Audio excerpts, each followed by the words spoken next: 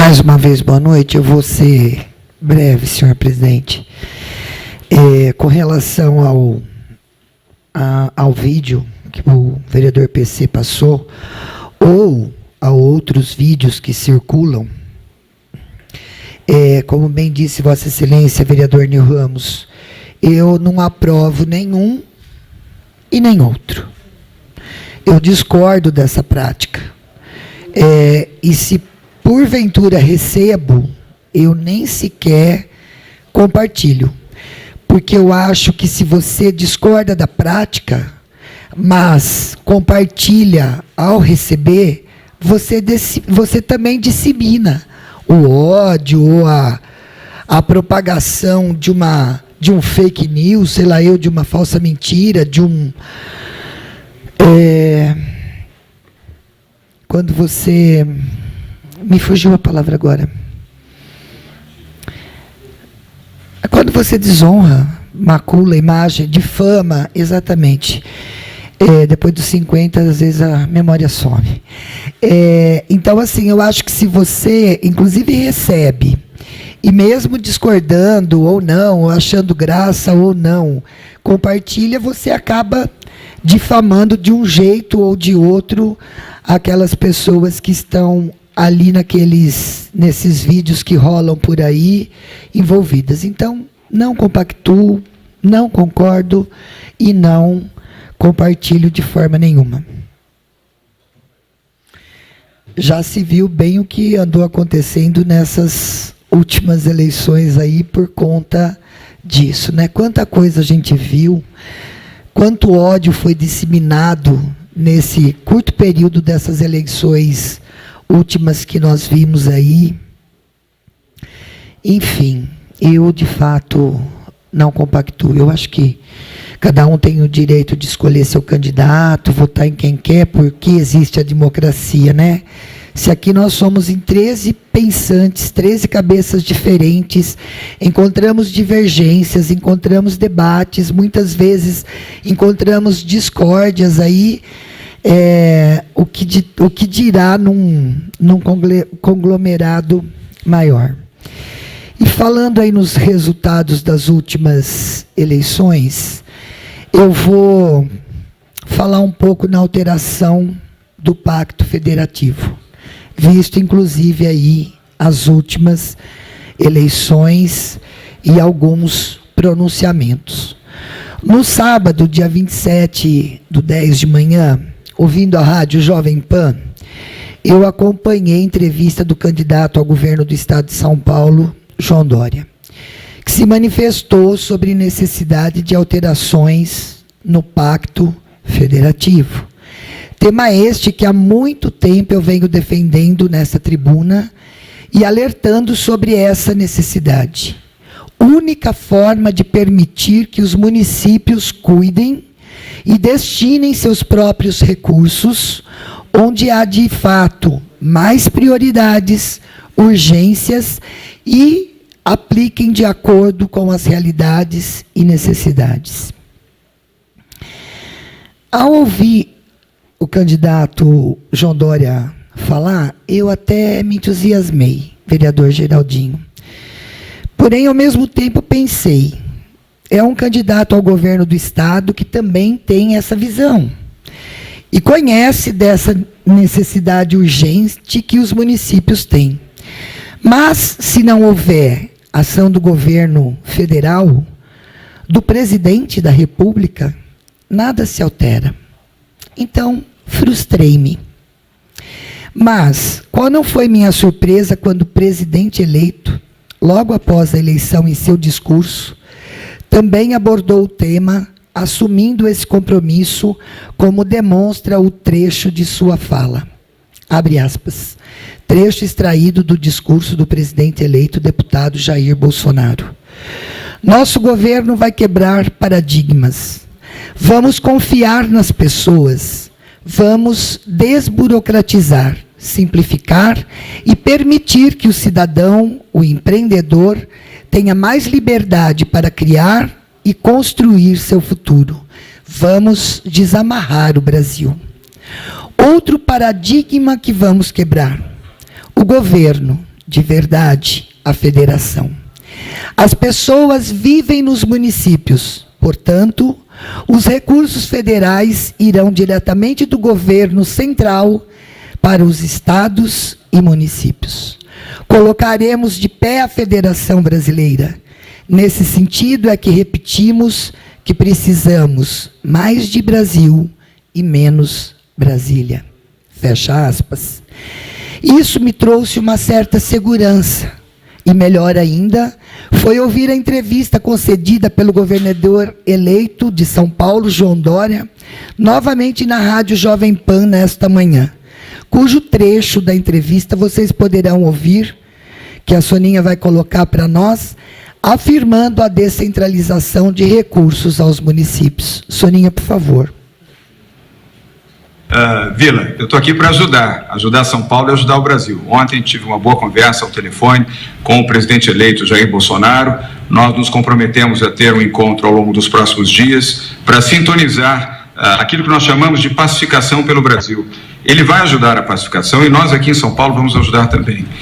Eu não sou da velha política que muitas vezes prefere quanto pior, melhor. Eu prefiro a nova política. Quanto melhor, melhor. E é isso que nós vamos trabalhar, é nesse sentido. Então, a nossa visão é a visão de apoiar o Brasil, apoiar Jair Bolsonaro como presidente, fazer uma boa gestão aqui em São Paulo. Uma gestão inovadora, transformadora, com gente competente, descentralizadora, muito descentralizada. Eu serei um governador municipalista, Vila, como já afirmei na última entrevista que fiz aí na Jovem Pan com vocês.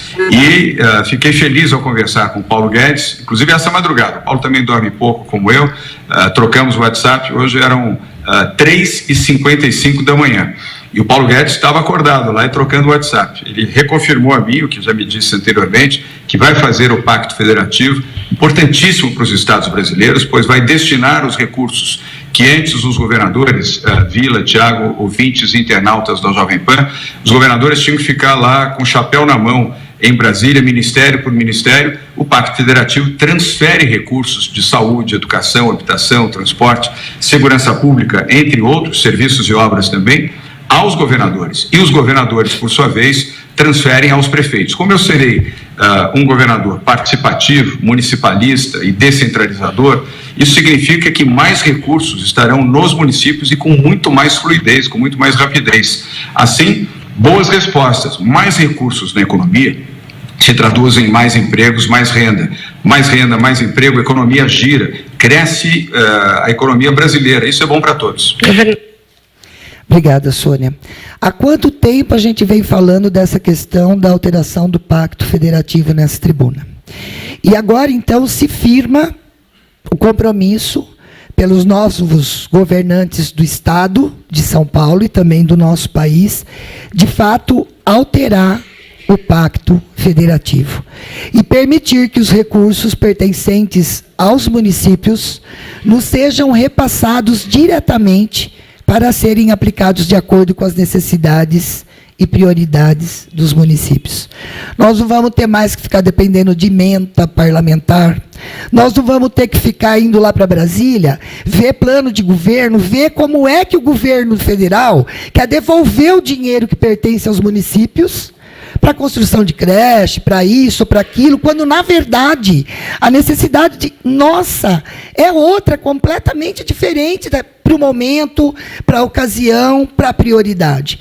Quem tem que definir como é que vai gastar o seu dinheiro, como é que vai aplicar na saúde, na educação, na segurança, na educação, é o gerador do seu próprio recurso, ou seja, o município. Enquanto isso não for feito, nós, municípios de todo o país, do estado de São Paulo, vai continuar sofrendo.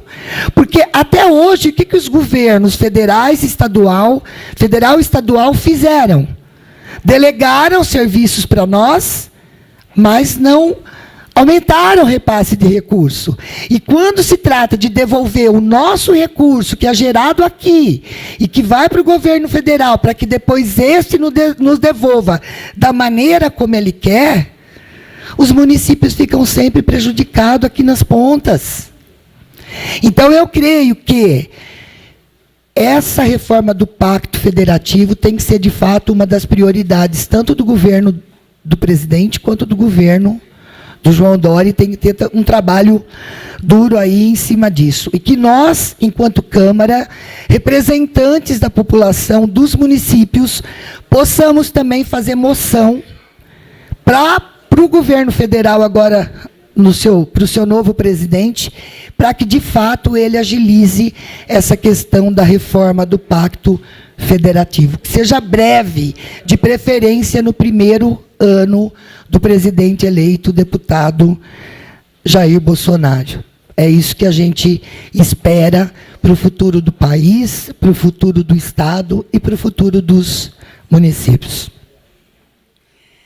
Eu estava dando uma olhada em como é que está o andamento dos projetos na Câmara dos Deputados, agora para retorno das eleições, e a gente vê lá que o plenário da Câmara, fim das eleições, na data de amanhã e na quinta-feira, dia 1º de novembro, tem uma pauta muito importante. É a votação de uma medida provisória que fala sobre linha de financiamento para as santas casas. Então, uma previsão de financiar as nossas Santa Casas com recursos do Fundo de Garantia por Tempo de Serviço. Tem lá alguns destaques que precisam ser votados pelos deputados, né? E as sessões vão aí acontecer na terça, dia 30, e quinta, dia 1º. A medida provisória 848 de 2018 cria essa linha de crédito para socorrer as Santas Casas, Paulinho. Creio também ser um momento de extrema importância, e a gente espera que a Câmara dos Deputados possa, de fato, estar incentivando e aprovando essa linha de crédito para as Santas Casas.